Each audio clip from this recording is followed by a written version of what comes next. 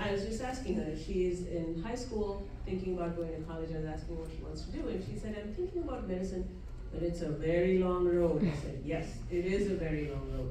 So if you want to go into healthcare and you want a shorter road, a physician assistant program is a master's program, 2 years program. You can get a PA degree. You can actually practice not entirely independently, you have to collaborate with a physician, but you can actually practice, you can prescribe, you can take care of patients. Nursing is another area. There are all kinds of innovative programs. You mentioned going into law with any kind of degree. We at Rosalind Franklin University actually have what's called a master's entry into nursing practice. If you want to go into nursing, but your degree is in engineering or law or business, you can still go to nursing school, get a master's degree. It's an accelerated master's degree, and you can actually become a nurse practitioner with a master's degree. So all kinds of opportunities. We don't have enough time to talk about those. I'll address your question, Ashwin, about other pathways besides an MD to becoming a physician.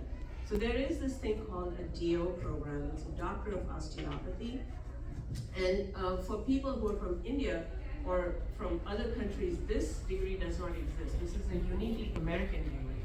And that's because way back when, people used to get medical degrees in lots of different ways. And the DO was one of the ones that lasted.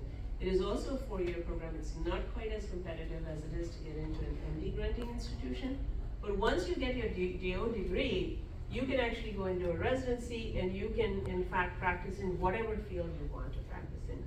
Typically, people who have a DO degree tend to go more towards primary care, but that is not always the case. You can actually go into any field in medicine with a DO degree. Now, the offshore medical schools, we get a lot of questions about that. I will say this as a bias, and that is that there are very few that are really good offshore medical schools. I keep telling you horror stories about people who have sent their children there.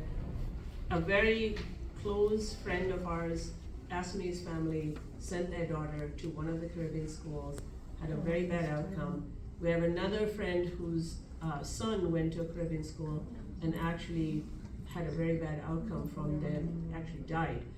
So, it is something you have to approach with a great deal of care. They're not all the same. There are some that are better than others.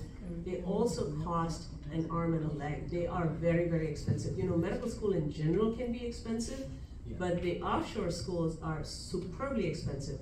You also have to usually find your own clinical training opportunities in the 3rd and 4th year, which is getting harder and harder to get. Those are also additional expenses that you have. And then when you apply to residencies, the residency committees, admissions committees, really look at you with a jaundiced eye because you are not a US medical graduate. So if you do decide to go, do your homework, be careful before you apply and go to an offshore medical school.